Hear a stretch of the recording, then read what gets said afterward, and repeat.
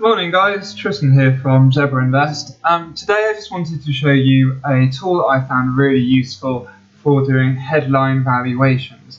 And this is quite good if you want to get a bit of a finger in the air valuation for what you think a property is going to be worth without doing a lot of work. It's ideal if you're potentially looking at buying a property to flip, possibly if you're looking to buy to let.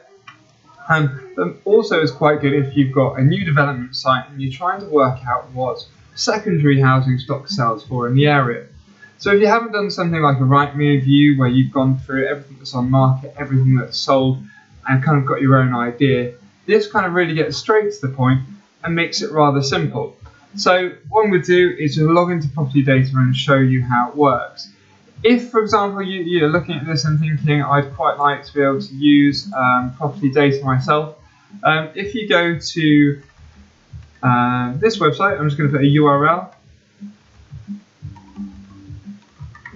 If you go to this website, which is gg.propertydata in your web browser, what will happen, and I'll just show you now, is you go to gg.gg/property data. It just comes up with a little link, and here it says you've been referred. So that's me here, and then if you sign up, you'll get half of £150 a credit for your account. So that's a great little thing. So that is just gg.gg/property data. Okay, and that gives you £75 off your credit as well. So I'm just going to log in. So click to log in. Got my own username and password. And then here, it's a bit of an odd one, but that does just come up with that. But I've already got a max account, and a max account allows you to use as many different steps as you like. So here I'm just going to show you today the tool that I want to use for doing a property valuation. You can also get it to do development valuations, but I prefer doing my own valuations to work out what I think is going on. So what you're simply going to do is enter in a postcode for your property. So I'm just going to put in a postcode of a property that I own, 5BS, here we go. And what we're going to do is then click what type of property it is. So it might be a flat that you're looking at, a property, detached house, whatever else. So in this case, it's a terrace house. It was built from 2000 onwards, 4 bedrooms, 2 bathrooms. I would like to say it's in quite good condition, so I put high. If it's very high, then that's where you've just refurbished the property, the works have all just been completed, or it's for a new build if you're doing a valuation that way.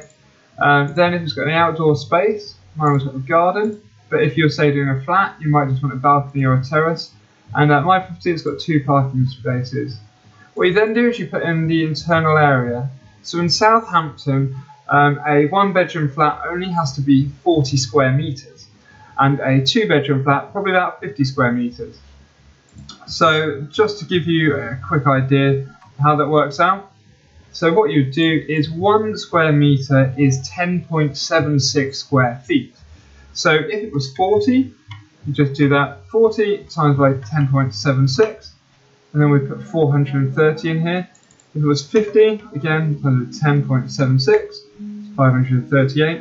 The property that we're looking at is 119 square metres, times by 10.76, so that's 1,280 square feet. So we just click value there, and what it's then going to do is pull data on comparables from properties in the area. The reason I say this is a bit of a finger in the air test is it doesn't take into consideration local market forces and what else might be going on around it. Because it might not realise that this property's got this property's in an Article 4 area, so properties with a C4 classifications, that's student or being able to do a house share on it, are usually worth a bit more than their counterparts. So this anyway, but it gives you a rough idea for how much it's worth. What it's going to do is it then turns around and says how much it thinks it's worth a month based on current debts, details about the property. And here you can see other properties that have sold in the area, how much they sold for fairly recently, what size they were, how much they sold for per square feet, what else is available on the market for sale nearby. And then that just gives you a good idea for roughly what kind of comparisons are out there. So that's quite a neat little tool, and then what you can then do is you can click the download PDF button, and then if you've got the Max account like I have, that will give you a white label branded version of that valuation with your details on it. The reason this is good is once the PDF comes up, I'm sorry my internet's being a little bit slow, you can just save this and put it into a file separately just so that you've got the details for later. And it also works quite good for giving comparables if you're working with other investors or other people to understand what's going on. A great idea for this would be as if you're doing a valuation on a development site or whatever else, and you want to turn and say to someone, this is what's been selling from the area, and here are the comparables and the numbers to match with it. So that's a great feature of PropertyData. I'm probably going to run through and show you a few more, but that for now is it. If I could be of any help, just drop a comment below, or please get in touch.